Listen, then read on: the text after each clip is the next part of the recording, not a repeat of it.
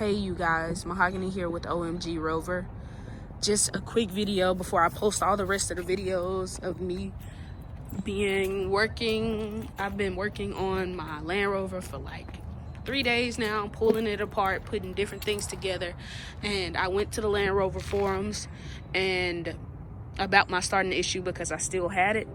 And you guys, like seriously, they saved my life. Like, I don't understand like how I missed this. Like, I can't believe I missed this. But what it was the connections on my starter were dirty. So I went to the car wash, shot it with some water, and now my truck starts up every time, just like it's supposed to. How did I miss this? Like, how did I not think of this? So this video will most definitely be posted before all of the rest, just because I would rather you guys go and shoot your starter with some water or clean your connections on your starter before going through everything I've been through to try and diagnose the problem I've had.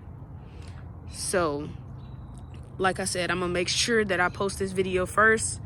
In case you guys don't know where the starter is, let me sit my laptop down. In case you guys don't know where the starter is, it's on the passenger side, right under the exhaust manifold. So you probably can't see it. It's right there. So just either go and power wash it like I did, or go and you can take it apart and clean the terminals or whatever you want to do. But literally, you guys, that fixed my problem. My truck starts right up every time, and I do not mind showing you guys that. Don't mind at all. The problem I was having was that I would go to start it and it would drag and then start up, or it would sometimes stall, or whatever the case may have been. But now, every time, starts right up. Starts right up. This is crazy. Right up. I mean, it would be really rough when I started it. Every time. Butter. Okay, so you guys, go and zap it with a power washer, or you can take it down and clean the terminals, or whatever is easier for you. I suggest the power wash, but whatever is easy for you. If you're having starting issues, I suggest that be the first thing you guys do. All right, last time before the video goes off. Just wait on it.